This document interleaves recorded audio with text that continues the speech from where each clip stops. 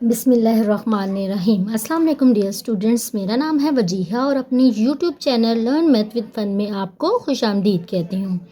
Students, आज हम unit number 2 logarithm की एक्सरसाइज नंबर 2.4 का क्वेश्चन नंबर 6, 7 और 8 करेंगे। तो चलिए अपने क्वेश्चन नंबर 6 की तरफ मूव करते हैं।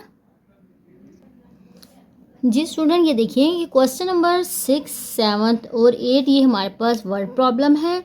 यहाँ हम वर्ड प्रॉब्लम को पहले पढ़ते हैं कि इसमें क्या कहा जा रहा है, इसके बाद हम जो चीज़ें हमने फाइंड करनी है इसमें उसको फाइंड करते हैं। क्वेश्चन नंबर 6 पढ़ते हैं। The formula to measure the magnitude of earthquake is given by this. Magnitude earthquake, earthquake आप लोगों को पता है कि क्या होता है, जो जलजिला आता है उसको कहते हैं अर्थक्वेक। तो अर्थक्वेक का मैग्नीट्यूड कितना है उसको मेजर करने के लिए जो फार्मूला यूज़ हो रहा है वो हमें ये गिवन है। अब मैग्नीट्यूड क्या चीज़ होती है? मैग्नीट्यूड क्या चीज़ होती है कि जिस पॉइंट पे हमें ज़लज़ले की शिद्दत महसूस हुई है, या जहाँ पे हमारे पास जो उसका मेन सोर्स है जहाँ पे ज़लज़ला आया है वहाँ से कितनी एनर्जी रिलीज़ हुई है या कितना ताकतवर जो वो ज़लज़ला है, तो ये चीज़ जो है हमें इसका मैग्नीट्यूड बताती है। ठीक है, कि कितना ताकतवर ज़लज़ला था, या हमारे पास इसकी शिद्दत कितनी थी, या इसकी कितनी इसके सोर्स से जो मेन मरकज़ था वहाँ से कितनी एनर्जी रिलीज़ हुई है। ठीक है, तो उसको नापने के लिए जो है, उसको मेजर करने के लिए ये हमारे पास फार्मूला गिवन है। इफ़ एम्पलीट्यूड इज़ 10,000, अगर वो जो एम्पलीट्यूड है अगर 10,000 है। अब एम्पलीट्यूड क्या चीज़ होती है बच्चे? जब भी हमारे पास ज़लज़ला आता है तो हमारी जो ज़मीन होती है वो हमारी ज़मीन जो है मूव करती है। ठीक है, तो जब भी मूवमेंट होती है तो वेव्स पैदा होती हैं। तो वेव्स की कितनी ऊंचाई है या वेव्स से क्या एम्पलीट्यूड है, तो वो ये बताया जा रहा है कि वो 10,000 है। ठीक है, एंड रेफरेंस एम्पलीट्यूड, और जो रेफरेंस एम्पलीट्यूड है वो हमारे पास दिया हुआ है A0। ठीक है, एक सिंपल एम्पलीट्यूड की वैल्यू गिवन है और एक रेफरेंस एम्पलीट्यूड की वैल्यू है। रेफरेंस एम्पलीट्यूड की वैल्यू A0 है और उसकी वैल्यू है 10। What is the magnitude of the earthquake? ठीक है, हमने अर्थक्वेक के मैग्नीट्यूड को मालूम करने का फार्मूला गिवन था। तो वही कहते हैं अगर जो अर्थक्वेक है उसका एम्पलीट्यूड इतना है तो बताएं उसका मैग्नीट्यूड कितना होगा, यानी वो कितनी शिद्दत का या कितनी ताकतवर अर्थक्वेक था। ठीक है, अब हम करेंगे क्या, हम इस फार्मूले को यूज़ करेंगे। ठीक है, देखिए हमने मैग्नीट्यूड फाइंड करना है, तो मैग्नीट्यूड यानी हमने इस कैपिटल M को फाइंड करना है। जबकि ये जो A है एम्पलीट्यूड की वैल्यू गिवन है और A0 रेफरेंस एम्पलीट्यूड की वैल्यू गिवन है, यानी हम A और A0 की जगह वैल्यू डाल देंगे और अपने लॉगरिथम के रूल के मुताबिक हमारे पास जो भी क्वेश्चन रूल लगेगा, ठीक है, हम उसको इस्तेमाल करते हुए मैग्नीट्यूड M की वैल्यू को फाइंड कर लेंगे। ठीक है, तो क्वेश्चन सॉल्व करना शुरू करते हैं। जी स्टूडेंट, ये देखिए क्वेश्चन नंबर 6 में हमें जो भी हमने रीड किया था कि हमें मैग्नीट्यूड मेजर करने का फार्मूला गिवन था। इसके अलावा A हमारे पास एम्पलीट्यूड था, उसकी वैल्यू गिवन थी। A0 हमारे पास रेफरेंस एम्पलीट्यूड था जिसकी वैल्यू 10 थी, और हमने अर्थक्वेक का मैग्नीट्यूड M हमने फाइंड करना है। तो स्टार्ट करते हैं। सबसे पहले हम क्या करते हैं, जिसको मैंने इक्वेशन 1 जो मेरे पास फार्मूला था हमने वहाँ पे एम्पलीट्यूड और रेफरेंस एम्पलीट्यूड की वैल्यू पुट करती हूँ। ठीक है, पुटिंग वैल्यू, सबसे पहले मैं क्या करने लगी हूँ, पुटिंग वैल्यूज इन इक्वेशन 1। मैंने इसको इक्वेशन 1 का नाम दिया। अब मैंने M तो फाइंड करना था, लॉग ऑफ बेस 10 भी इसी तरह रखा। इसके अलावा मेरे पास एम्पलीट्यूड की वैल्यू थी 10,000 डिवाइडेड बाय रेफरेंस एम्पलीट्यूड की वैल्यू मेरे पास थी 10। अब ये ज़ीरो हमारे पास ज़ीरो से कैंसिल आउट हो गया और हमारे पास डिनोमिनेटर में 1 रह गया, और 1 को लिखने की हमें ज़रूरत नहीं है, तो मैं इस डिनोमिनेटर को नीचे से ख़त्म कर देती हूँ। तो यहाँ से मेरे पास क्या रह गया, यहाँ मेरे पास रह गया 1000। अब स्टूडेंट्स, हमने करना क्या है, हमने पहले देखना है कि जो 1000 हमारे पास आया है क्या मैं इसकी पावर बना सकती हूँ। अब मैं 1000 को लिख सकती हूँ 10 की पावर 3 लिख सकती हूँ। अब मैं पावर रूल यूज़ करती हूँ और इस 3 को ब्लॉक से पहले ले आती हूँ। मैंने क्या किया, using power rule.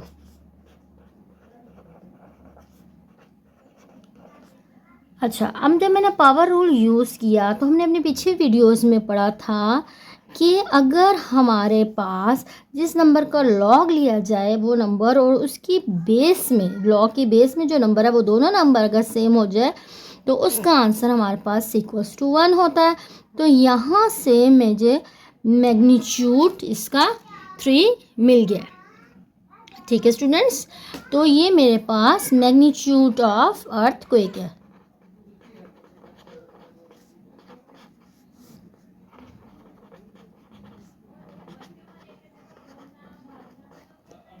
Okay, question number 7 की तरफ मूव करते हैं।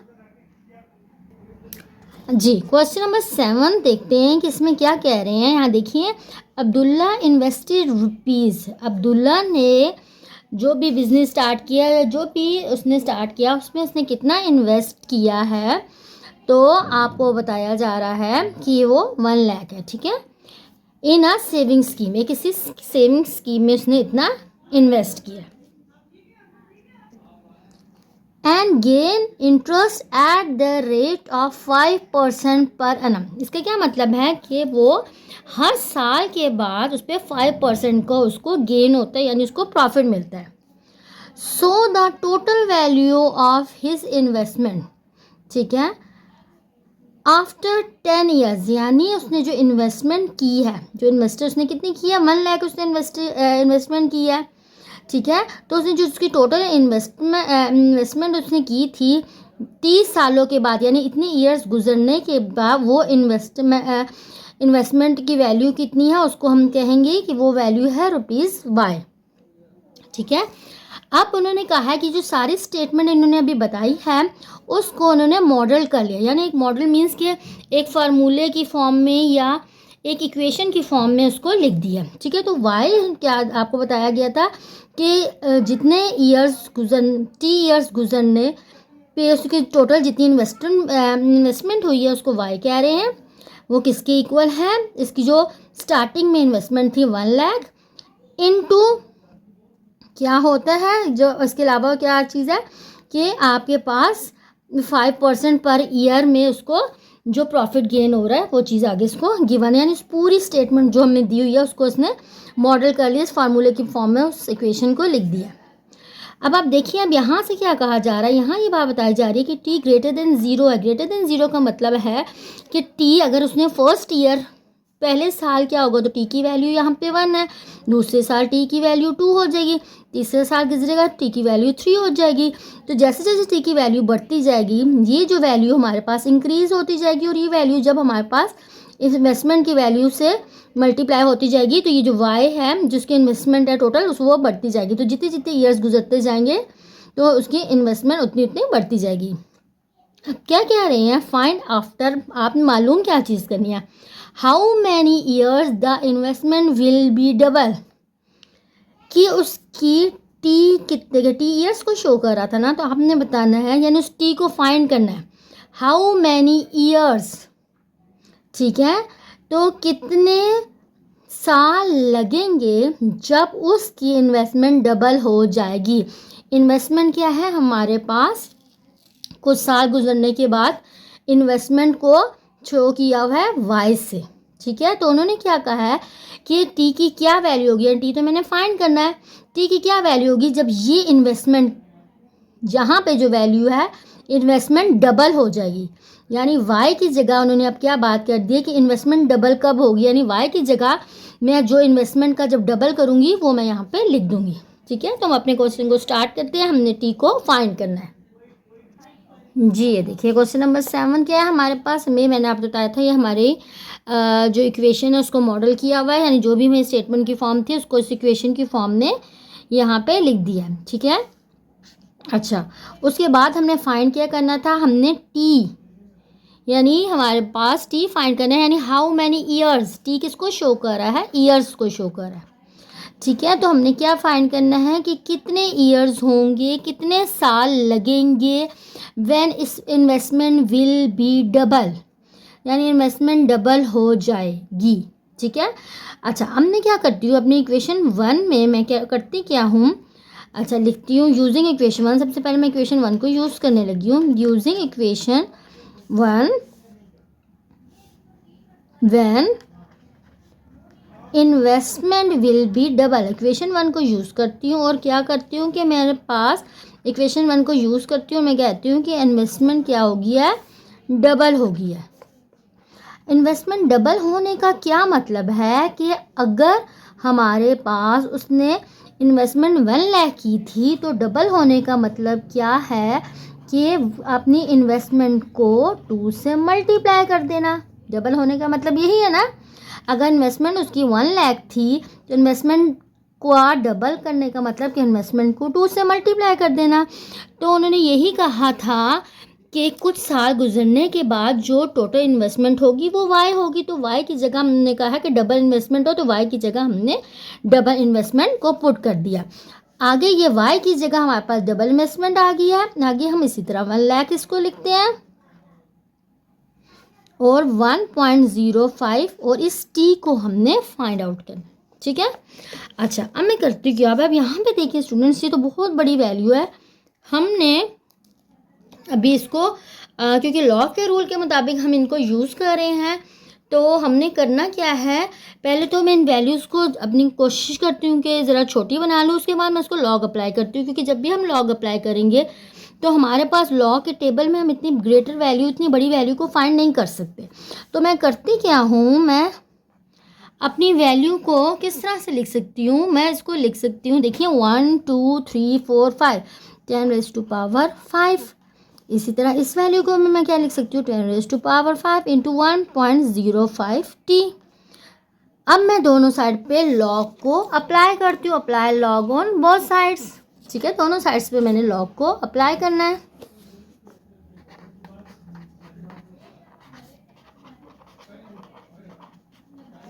अच्छा, ये क्या होगा, यहाँ पे log of 2 multiply 10 into power 5 equal है लॉग, यहाँ पे भी जितनी टर्म्स हैं उन पे लॉग अप्लाई होगा,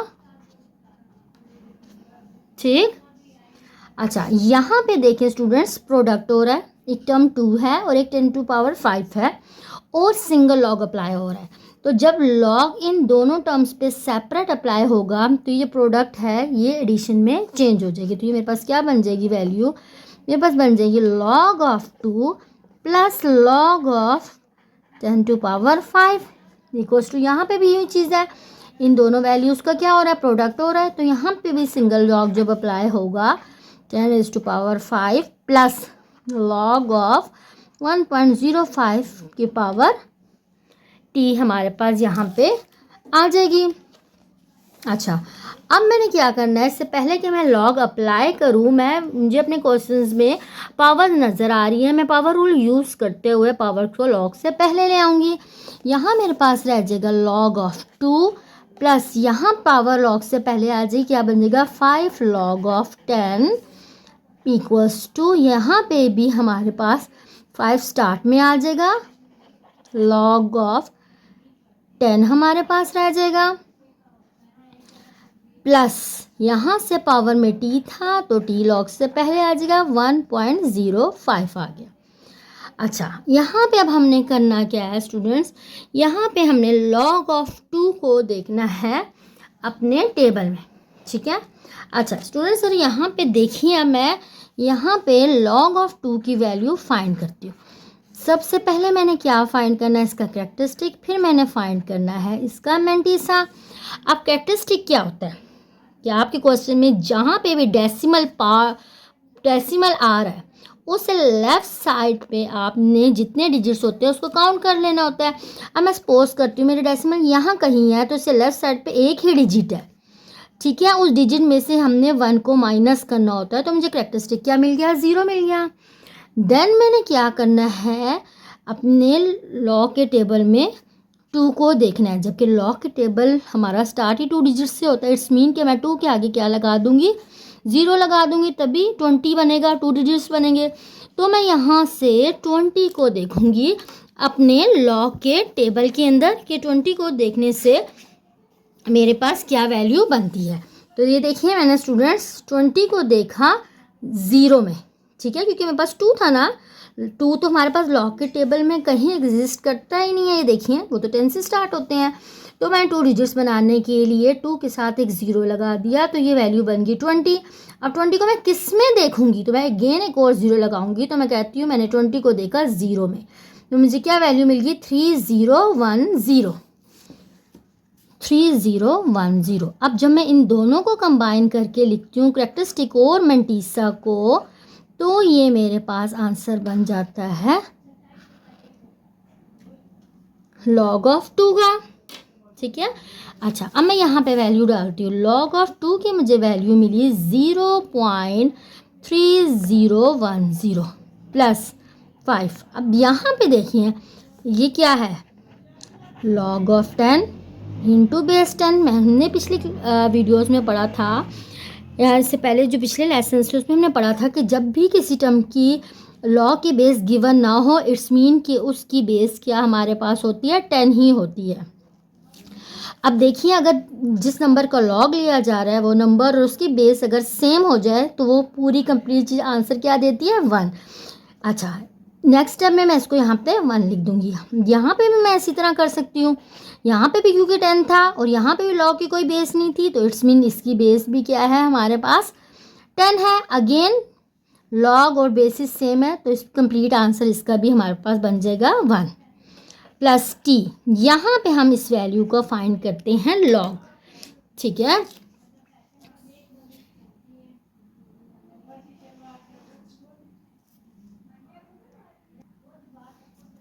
अच्छा, अब मैं फाइंड करने लगी हूँ अपना लॉग, किसका आंसर, लॉग ऑफ 1.05 का, लॉग ऑफ 1.05। तो कैरेक्टरिस्टिक कैसे फाइंड होता है, डेसिमल पॉइंट से लेफ्ट जितने डिजिट्स होते हैं उसको काउंट करके उसमें से 1 को माइनस कर लेना होता है। कैरेक्टरिस्टिक मुझे मिल गया 0। और मैंने मेंटिसा कैसे फाइंड करना होता है, मैंने 10 को देखना है 5 में, ठीक है, क्योंकि 2 डिजिट्स क्या बनेंगे यहाँ 1 और 0 को मिला के 10। तो मैंने 10 को देखना है 5 में, तो मुझे आंसर मिल गया है 0212। अब कैरेक्टरिस्टिक और मेंटिसा को जब मैं ज्वाइन करती हूँ डेसिमल लगा के, तो मुझे ये आंसर मिल जाता है अपने लॉग ऑफ 1.05 का। वैल्यू यहाँ पे पुट कर देती हूँ 0.2121, ठीक। अच्छा, अब ये क्या है 0.3010 प्लस यहाँ पे 5 के साथ आ गया 1, यहाँ पे भी इसके साथ बन गया 1, और इस t सा मल्टीप्लाई होके क्या बन जाएगा 0.2121 इंटू t, ठीक है स्टूडेंट्स। अच्छा, अब हमारे पास क्या होगा, अब हमने 0.3010 प्लस 5 इक्वल है 5 प्लस 0.2121 t का हल करना है, इनको आंसर निकालना है इनका। अब देखिए ये इधर पे आएगा हमारे पास, ये -5 हो जाएगा, इधर आ जाएगा 0.2121 t, ये आपस में हमारे पास कैंसल आउट हो जाएंगे। अब मेरे पास रह जाएगा 0.3010 इक्वल है 0.2121 t। तो मैं 0.3010 के नीचे डिवाइड कर दूंगी, और यहाँ से मुझे अपने, जब मैं इन दोनों को वैल्यूज़ को डिवाइड करूँगी तो t का answer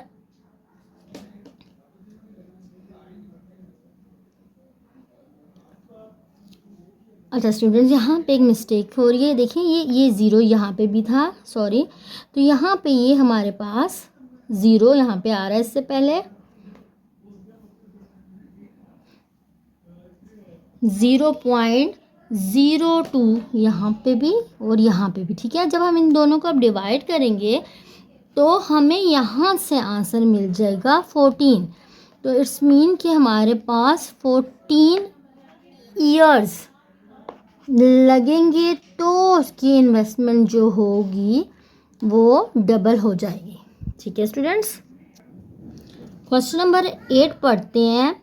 Huriya is hiking up a mountain. Huriya ने माउंटेन पर हाइकिंग करने का प्लान बनाया है या वो हाइकिंग करती है, ठीक है, ओरिया माउंटेन्स के ऊपर हाइकिंग करने के लिए जाती है।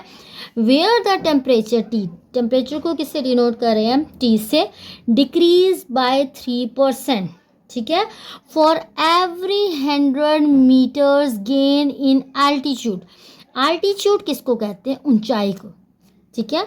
अब क्या कह रहे हैं कि हुरिया जब अपनी हाइकिंग स्टार्ट करती है तो जैसे जैसे वो 100 मीटर्स अबव जाती है यानी ऊपर चढ़ती है माउंटेन की तरफ, तो जो टेम्परेचर है वो 3% डिक्रीज होता जा रहा है, कम होता जा रहा है, ठीक है।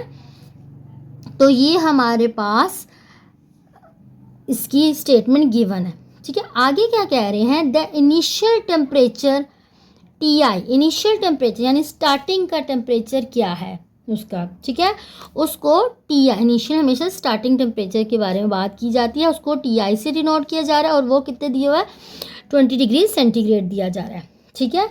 आगे कह रहे हैं अब इस सारी चीज़ को उन्होंने फार्मूले के फॉर्म में जिसका मॉडल किया हुआ इक्वेशन को यूजिंग फार्मूला, आपने इस फार्मूले को यूज़ करना है।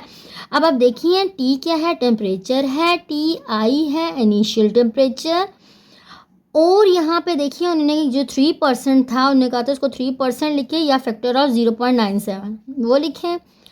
एच मीन्स एल्टीट्यूड, और 100 मीटर्स जब वो ऊंचा जा रही है तो टेम्परेचर जो है डिक्रीज हो रहा है। तो इस पूरी स्टेटमेंट को इस फार्मूले की फॉर्म में उन्होंने एक्सप्रेस कर दिया। अब आपने कैलकुलेट क्या करना है, calculate the temperature at an altitude of 500 metres, यानी जब वो 500 मीटर की बुलंदी पर पहुंचेगी तो उस टाइम टेम्परेचर कितना होगा, ठीक है। तो यानी हमारे पास इनिशियल टेम्परेचर गिवन है टी आई की वैल्यू 20, ठीक है। हमारे पास एच यानी ऊंचाई गिवन है कि जब वो 500 मीटर की ऊंचाई तक पहुंचेगी, ठीक है। टी आई भी गिवन है, एच भी गिवन है, हमने फाइंड करना है इस टी को। पहले मैं इस फार्मूले को लिखती हूँ, उसके बाद टी आई और एच की वैल्यू पुट करती हूँ, लॉग अप्लाई करती हूँ, देन इस टी को फाइंड करते हैं।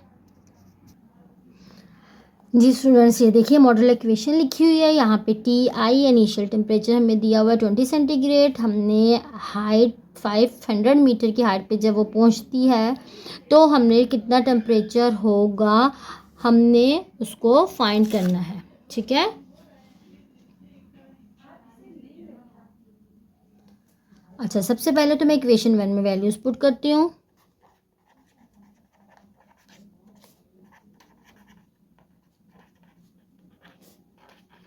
इक्वेशन 1 में टी हमने फाइंड करना है, टी आई की वैल्यू हमारे पास 20 है और 0.97, एच की वैल्यू हमारे पास है 500 और डिवाइडेड बाय 100।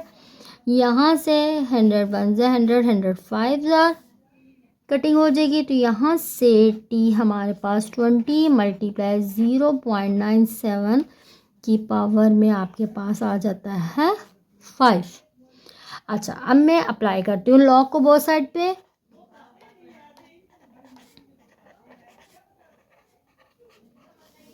अच्छा, अब लॉग अप्लाई करने के बाद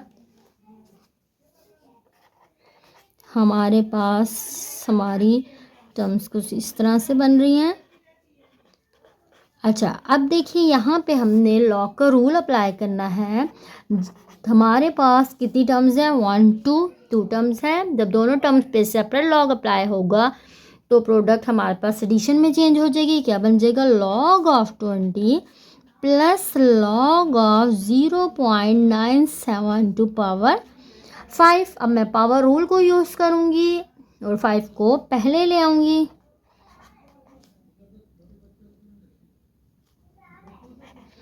log of 20 plus 5 log of 0.97। Okay, अब हमने क्या कैलकुलेट करना है, लॉग 20 का प्लस लॉग 0.97 का। अच्छा देखिए स्टूडेंट्स, मैंने यहाँ पे इनके लॉग कैलकुलेट किए हुए हैं। अब देखें लॉग ऑफ 20, अब इसका जब मैं लॉग कैलकुलेट करती हूँ तो ये देखिए हमें क्या नज़र आ रहा है यहाँ पे देखिए कि डेसिमल पार्ट अगर मैं कहती हूँ यहाँ पे है तो कितने डिजिट्स हैं, यहाँ पे लेफ़्ट साइड पे 2 डिजिट्स हैं। जितने डिजिट्स होते हैं उनमें से 1 को माइनस कर दे तो हमें कैरेक्टरिस्टिक मिल जाता है। तो यहाँ से हमने कितना कैरेक्टरिस्टिक मिल गया है 1। और मैंटीसा मैं कैसे फाइंड करूँगी, 20 को मैंने देखा 0 में तो मुझे मिल गया मैंटीसा। इन दोनों को जब मैं कंबाइन करके लिखती हूँ तो क्या बनेगा 1 पॉइंट, क्योंकि मैंटीसा के साथ हमने पॉइंट लगाना होता है, डेसिमल पार्ट होता है मैंटीसा, तो 1.3010 मेरे पास आंसर आ गया लॉग ऑफ 20 का। ठीक इसी तरह लॉग ऑफ 0.97 का मैंने कैरेक्टरिस्टिक जब पहले फाइंड करना है तो उसका कैरेक्टरिस्टिक कैसे होता है ये देखिए। अब यहाँ पे हमने कैसे देखना होता है, हमने अपनी 2.1 एक्सरसाइज में देखा था कि कैसे कैरेक्टरिस्टिक फाइंड हुआ था। हमारे पास जो पॉइंट गिवन है उस पॉइंट से जो फर्स्ट नॉन ज़ीरो डिजिट होता है उसके दरमियान जितने ज़ीरोज़ आ रहे होते हैं उसको हमने काउंट करना होता है। अब आप देखिए पॉइंट और नॉन ज़ीरो डिजिट के बीच में कोई भी ज़ीरो नहीं आ रहा, कोई भी ज़ीरो नहीं आ रहा, दिस मीन यहाँ कोई वैल्यू नहीं आ रही। तो मैंने यहाँ पे क्या लिख लिया, 0 लिख लिया। और हमने उसमें क्या करना होता है, 1 को ऐड करना होता है और होल बाहर नेगेटिव साइन लगाना होता है। तो यहाँ से मुझे कैरेक्टरिस्टिक क्या मिल गया, -1। अब मैं मैंटीसा कैसे फाइंड करती हूँ, तो मैंटीसा कैसे फाइंड करते हैं हम, 2 नॉन ज़ीरो डिजिट्स को हमने देखना होता है, यानी ज़ीरो को तो शामिल ही नहीं होगा क्योंकि हमने नॉन ज़ीरो डिजिट्स लेने होते हैं अपने लॉग के टेबल में मैंटीसा फाइंड करने के लिए। तो मैंने 97 को देखा 0 में तो मुझे ये आंसर मिल गया। अब मैंने जब इन दोनों को कंबाइन करके लिखा तो मुझे अपने लॉग का आंसर मिल गया। अब मैंने इन दोनों लॉग के आंसर अपने क्वेश्चन में जहाँ पे है हमें ज़रूरत वहाँ पे मैंने पुट करने हैं।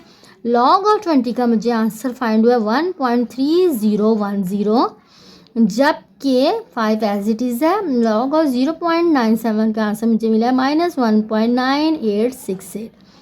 अच्छा स्टूडेंट्स, अब हम यहाँ पे करते हैं क्या, यहाँ पे एक बहुत ज़रूरी बात होती है कि हमने अगर हमारे पास जिस टर्म का हमने लॉग फाइंड करना होता है वो उस टर्म का कैरेक्टरिस्टिक अगर नेगेटिव आ जाता है तो हमने उसके कैरेक्टरिस्टिक को और उसके मैंटीसा वाले पार्ट को स्प्लिट करना होता है, अलग-अलग तोड़ के लिखना होता है और फिर उसके बाद उसका आंसर फाइंड करना होता है। देखिए अब यहाँ पे हमेशा आपने याद रखना है कि जब भी आपके क्वेश्चन में जिसका आपने लॉग फाइंड करा है कैरेक्टरिस्टिक अगर नेगेटिव आ जाए तो आपने उसको अलग-अलग करना है, ठीक है। तो ये मेरे पास वैल्यू इसी तरह है क्योंकि इसका कैरेक्टरिस्टिक पॉजिटिव है, जबकि इस टर्म को क्योंकि इसका कैरेक्टरिस्टिक नेगेटिव है तो इसकी कैरेक्टरिस्टिक को और मैंटीसा वाले पार्ट्स को आपने सेपरेट कर देना है प्लस के साथ, ठीक है। उसके बाद अब हमने इन दोनों को सॉल्व करके इसका जो आंसर आता है वो एक्चुअल हमारे पास लॉग और 0.97 का आंसर होता है, ठीक है। यानी हमने इसके कैरेक्टरिस्टिक वाले पार्ट को अलहदा कर लिया, जो नेगेटिव चीज़ थी उसको हमने अलहदा कर लिया था।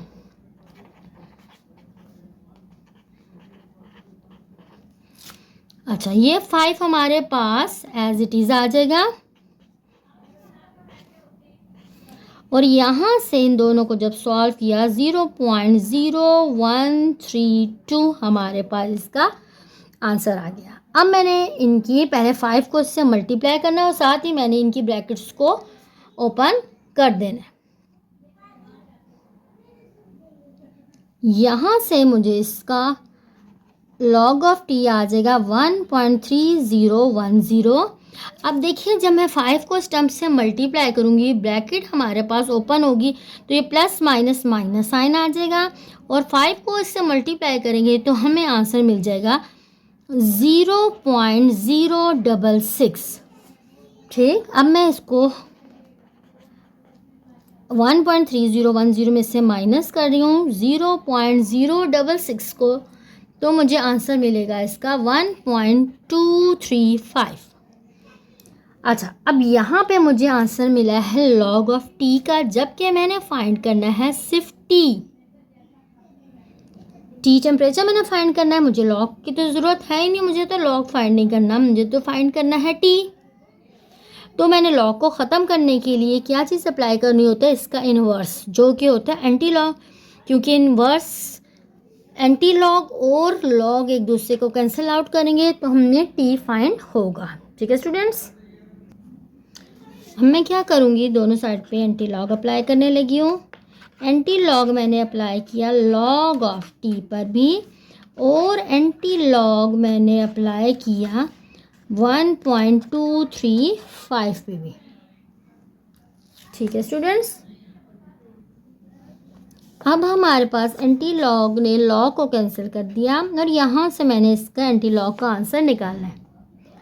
ये देखिए स्टूडेंट्स, अब मैंने किया यहाँ पे क्या है, आप देखिए सबसे पहले एंटी लॉग कैसे हम फाइंड करते हैं कि हमने इसके कैरेक्टरिस्टिक और मेंटिसा पार्ट को सेपरेट करना होता है। ये देखिए पॉइंट से पहले जो इंटीग्रल पार्ट होता है वो कैरेक्टरिस्टिक होता है और पॉइंट के साथ जो पार्ट होता है वो मेंटिसा होता है।